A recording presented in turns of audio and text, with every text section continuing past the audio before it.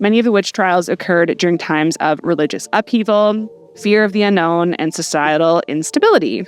Interesting. Classic. Yeah. Burn the women because these things are happening.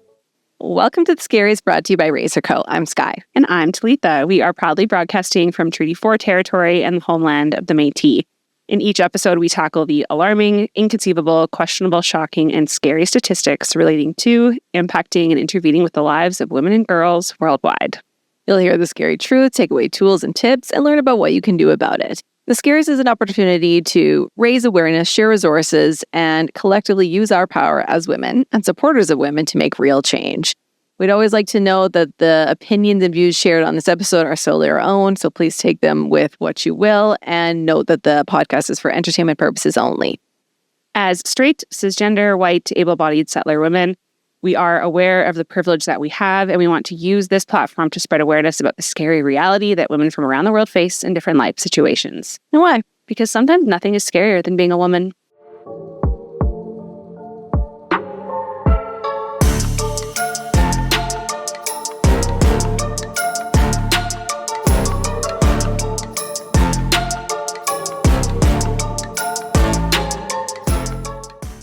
Hello, Scaries fam.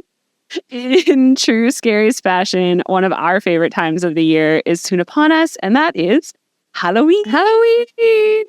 I mean, what is Halloween without the Scaries, right? Exactly. That's why we exist. Literally. So we had to take this opportunity to lighten things up a little bit on this episode to talk about all things Halloween, including how Halloween and related topics like witches, specifically, have impacted women and girls for centuries. So let's get spooky, shall we? Let's do it. So first, let's set the stage, as we always do, and take a look at how Halloween came to be. So Halloween, as we know it now in North America, originated with the ancient pagan Celtic festival of Samhain, which began over 2,000 years ago when people would light bonfires and wear costumes to ward off ghosts. I mean, that's like a one-sentence summary of like a very intense pagan festival, but more or less that's what it is. So this ancient holiday always celebrated on October 31st to mark the end of harvest and the start of winter to acknowledge the division between light and dark halves of the year. Because of this division, November 1st would be the start of their new year. Cool. Yeah. The Celts also believed that the boundary between the living and the dead was at its weakest on this day, and as a result, all sorts of fairies and demons, including the souls of the dead or ghosts, were able to visit the living on this night. Ooh, sounds very reminiscent of today's Halloween, although a little bit more ominous. Like slightly more ominous, yeah. I think like less like lights and like candy and kid. Yeah, but and children. Let's hide in our house and turn off the lights and pretend we're not there, which I mean, I still do, but yeah, I mean, for different reasons though. So, very spooky. And I mean, they definitely took it very literally as well. But I mean, that's what happened back then. So Halloween is the one night of the year when the dead and undead can wander the earth. Very spooky. Mm-hmm. Some of you listening might be thinking, but wait, this sounds like Dias de los Muertos and other holidays celebrated by different communities throughout history and around the world. Why are they only talking about Samhain? Well, because, dear friends, North America was colonized by Europeans who traditionally followed Christian belief systems, and as such, we follow some ancient pagan holidays as well, very similar to like a winter solstice festival and Christmas, very similar as another example. Anyways, so going back to our history lesson, in the 8th century, Pope Gregory III designated this November 2nd as All Souls Day, a day to honor the dead, making the evening before known as All Hallows Eve and later Halloween. Halloween actually didn't make its way to Canada until the mid to late 1800s. And so before, like 2,000 years ago, I don't even know what that number would be, but I think it was like the 600s. Yeah. But when it came to Canada, it was thanks to the Irish and Scottish immigrants who brought their fun customs along with them, as Salith mentioned. Yes. The first recorded Halloween masquerade, costume party, and instance of children dressing up in disguise in North America popped up in 1898 in Vancouver. And then fast forward to 1927 in Lethbridge, Alberta. That was the first time or the first place recorded to have the commonly used term or phrase trick or treat. Okay, wait, all in Canada? Yeah. They're really setting the stage. I mean, it's spooky. Not necessarily that it doesn't happen in other countries, but it is our first recorded. Yeah, but also like of these things. Why is the West Coast so much more spookier? No. I love it. I love it. Totally. So since then, Halloween has exploded, as we all know, in popularity, especially through the 1990s. Now it's a major holiday where people all ages get involved in everything from pumpkin carving to costume parties and, of course, trick-or-treating. And in fact, today, Halloween has become the second most commercially lucrative holiday in Canada next to Christmas. I mean, I absolutely believe that. The sheer cost of like getting a costume is ridiculous. Totally. Then all the treats you have to buy and the decor and like all that kind of stuff. And if you run out of candy, oh my God, watch what you get. Because, it's dangerous. It adds up. Honestly, I had to convince my kids this year to wear non-related costumes so that we didn't have to all dress up as a family, as one frozen family, which is what my daughter wanted. We're all being different. Well, I'm not having to dress up at all, thanks to the non-family costume. But did you know, actually, on that note of costumes, though, this is another fun fact, that the tradition of dressing up also has Celtic roots. Oh, tell me about it. So on Halloween during Samhain, it's hard to say Samhain. I know, because it's spelled Samhain. Yeah. And like, that's how some people say it, Samhain. Samhain. So during a Samhain, when it was believed that ghosts came back to the earthly world, people thought they would encounter ghosts if they left their homes. So to avoid being recognized by ghosts, they would wear masks when they left their home after dark so that ghosts would mistake them for other fellow spirits. So very interesting. Honestly, I mean, it makes sense. Yeah. Great reasoning. I'm just going to fit right in with the rest of the spirits walking around. So in addition to dressing up to keep the ghosts away from their homes, people would place bowls of food outside of their home to appease the ghosts if they came to their door and preventing them from entering. Again, it totally makes sense. Yeah. So I feel like if I were to be a ghost roaming around, like the thing that I would want is like a snack, like one of my favorite snacks. Because what kind of food is ghost food? I wonder what they do put out. Yeah. But yeah, if you think about it, now we're all just ghosts walking. Like that's what we are. We're ghosts walking around and people are wanting us to ward us off by just candy. So, which again, it also makes sense. You're like, here, take the candy and go away. Mm-hmm. But that also makes us wonder when these disguises turned into what we now know today.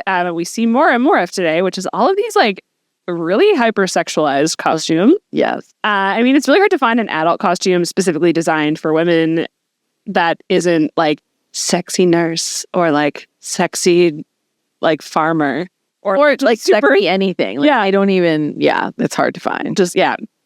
And then in addition to sexy costumes, we're also seeing more and more like inappropriate and offensive Halloween costumes, from things like blackface to portraying eating disorders to even Holocaust victims, which is really disgusting. And like, where does that end? Right. Ugh. Yeah, it seems honestly more and more that Halloween for adults, like when you think about the context of sexy and just inappropriateness and getting away with anything, is associated with this party culture that Halloween is also like a big drink fest.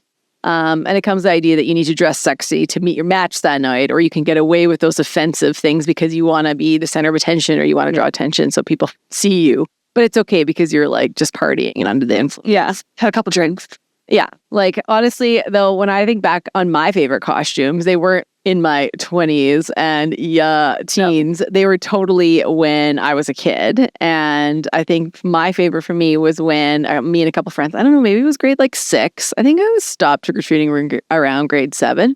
But maybe grades 5 or 6, we were the Pink Ladies. Oh, love it. I was Rizzo.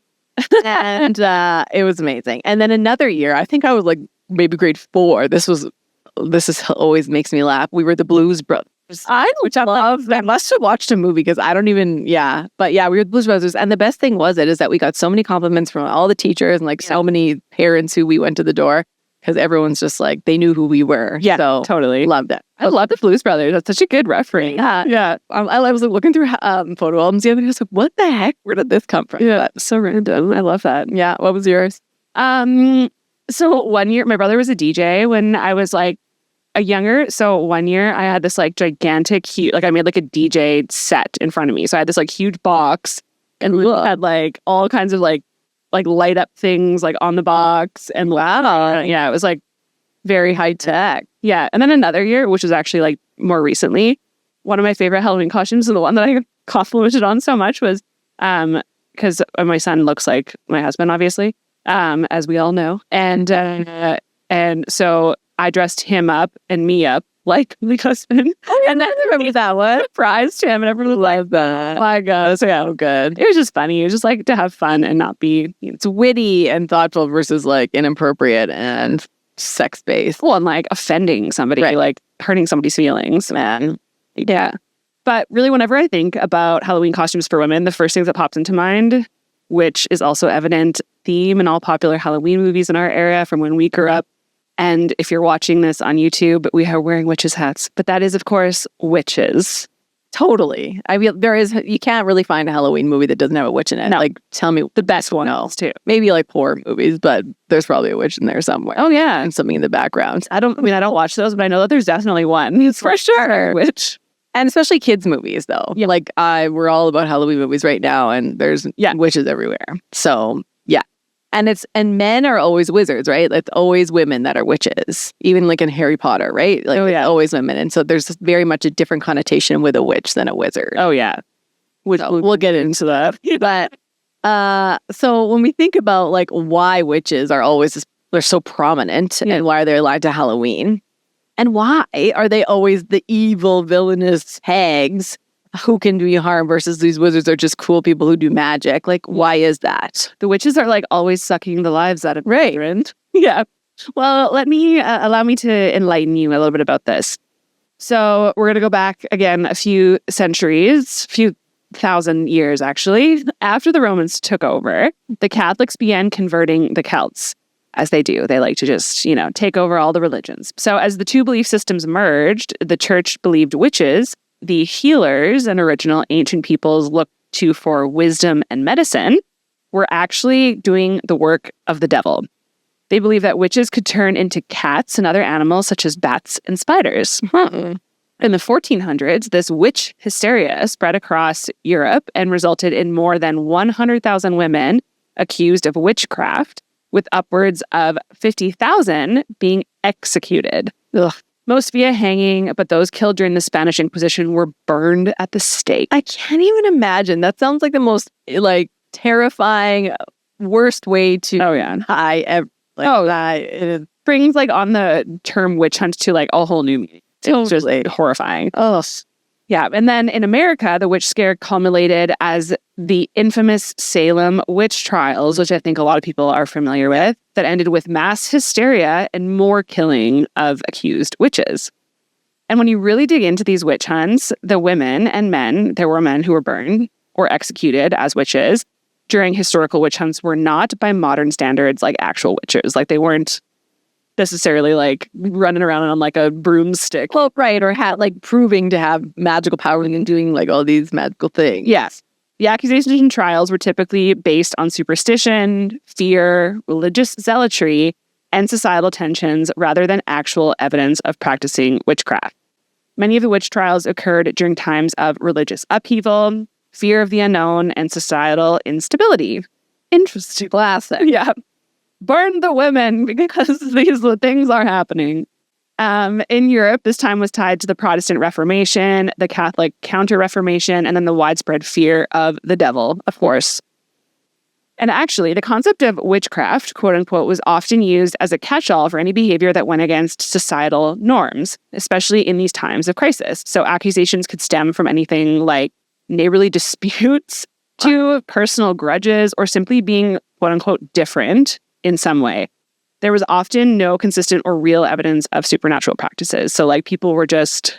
That's wild. You get in a fight with someone, oh, they're a witch, let's go burn them. Oh, yeah. I've even heard of I don't know if this is true story, but men being I think my wife's a witch because then they wanted to go with this other woman. And so he would and just all sorts of things. Yeah. Good. When you look closer at what made those accused different, quote unquote, the vast majority of those were women. Mm-hmm. They were often poor, elderly, or living outside societal norms, or being unconventional, quote unquote. So these women were frequently vulnerable and had little power or protection. many historians argue that witch hunts were, in part, a form of social control over women, reinforcing patriarchal power structures. Surprise, surprise. Right. Nothing surprises me anymore these days. No. I've also heard even like some witch hunts and things were around the idea that like women are so powerful when they like because of their period and they can like bleed without dying. Like all things. And just like the fact that women are healers and bring people together, like all the things that they're like, oh, if women get together and do things, then we're in for it. So, I mean, things change and change happens. So don't blame them. Oh, no. All in all, those killed for being accused as witches were largely victims of societal fear, misogyny, and political or religious manipulation.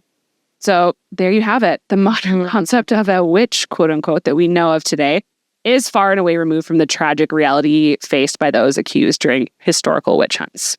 Ugh. Like I said, I'm not surprised by any of this. The marginalization and persecution of women, honestly, goes back to the tale as old as time. Like, it's like from the beginning of dawn. Yeah, what else is new? But the more I think about witches, I'm taken back to the project I actually did in high school, and this is funny, where we explored different religions, and my group chose Wiccan as the religion we were going to look at. It's awesome. And my partner. And we had so much fun doing this one. But did you know, and I this is one thing I learned, that there are anywhere from 1 million to 2 million people right now practicing paganism in the US alone, which is the broader umbrella that Wicca or Wiccan falls under. And this religion, or this, I don't know, belief system, includes nature-based religions and belief in multiple gods. So those are kind of like the hallmarks of pagan religions. Right. But the number of people who practice paganism is more than the number of Presbyterians currently. Oh, pretty wild. Like, I never would have thought. Oh, that's weird. And it's very big in the States. So Wicca as a religion began in Britain in the 1950s. In the US, it came to incorporate elements of feminism, environmentalism, and questioning of traditional authority. So all things that we're still honestly fighting for today, and that are, I don't know how we would say those were Wiccan, but I guess they're adopted. We're called everything. Feminists are called all of those things, probably. Which is one of them. Yeah. And these are the things that were part of the social movement sweeping through the country during the 60s and 70s. So all kind of goes hand in hand. Because of these elements, women are known to play a central role in many pagan traditions. However, these beliefs, combined with the patriarchal structures of the time, led to a suspicion and fear of women who were seen as spiritual or socially independent. Right. So overall, the connection between women and the dangerous spiritual power was reinforced, like we talked about, with misogynistic ideas that women's independence and knowledge, especially in healing and magic, were threats to male-dominated religions and social systems. Yeah. Very interesting. Incredible. So, for example, Wicca, where Wiccan celebrates both male and female deities or gods, but the goddesses hold more central roles and more power, and they symbolize women's connection to earth, fertility, and creation.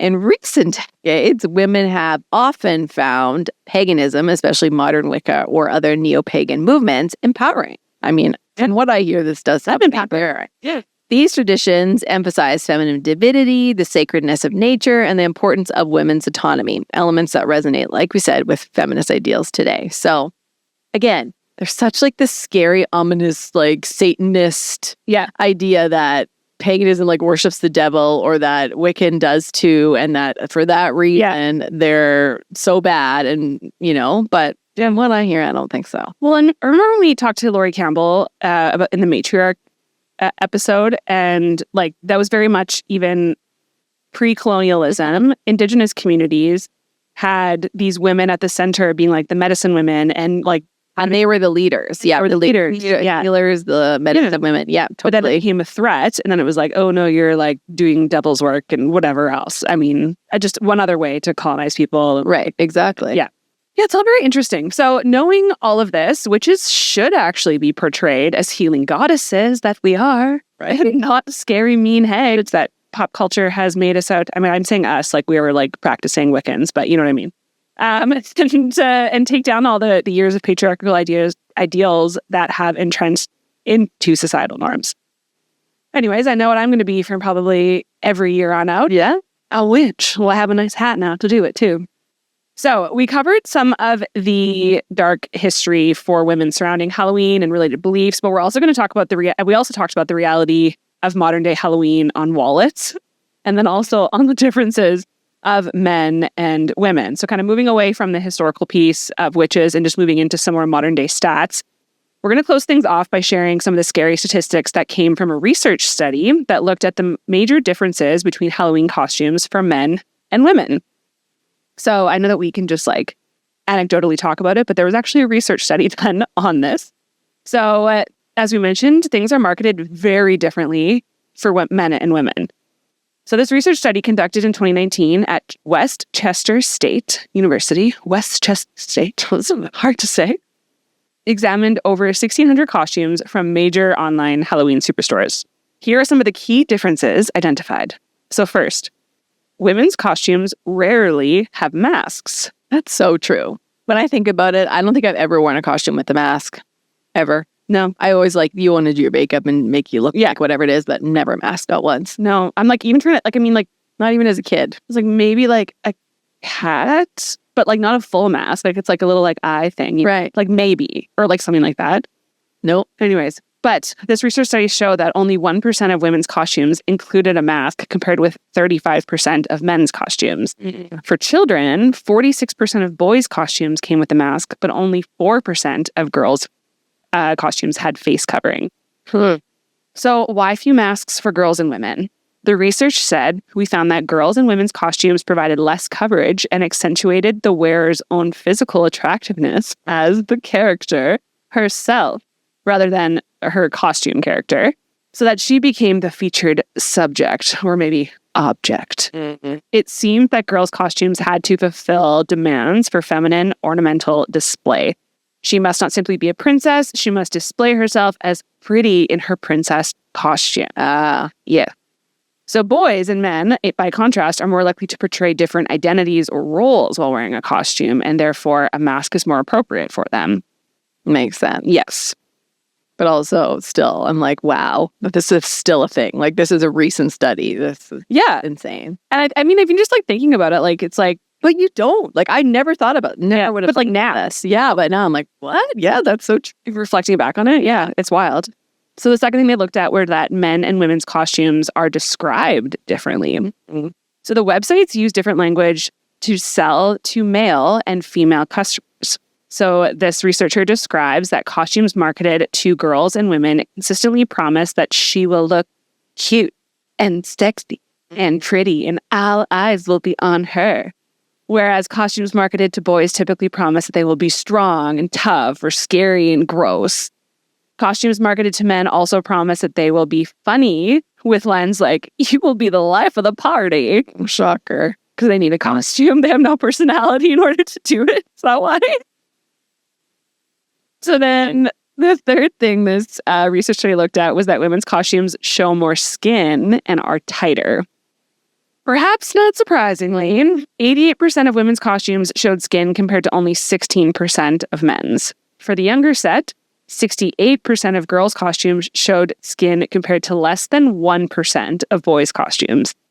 Most of us know that women and girls' costumes revealed more skin, but women and girls want to stay warm on Halloween, have far fewer choices. Especially where we live. Oh, God, exactly. Could be snow, could be anything. And man, do we know that as well. And your costume's basically ruined because you have to wear like 18 layers, especially as kids, like snowsuits. I was say you're wearing like a giant snowsuit under like your skimpy little like, yeah. Not only are women potentially cold on Halloween from showing skin, obviously, but their costumes may be uncomfortably tight as well. Almost all, 93% of women's costumes were deemed tight, compared to only 28% of men's costumes. And then for children, 49% of girls' costumes were tight, compared to 5% of boys. Wow. It's so crazy how, even for young girls, this is the thing.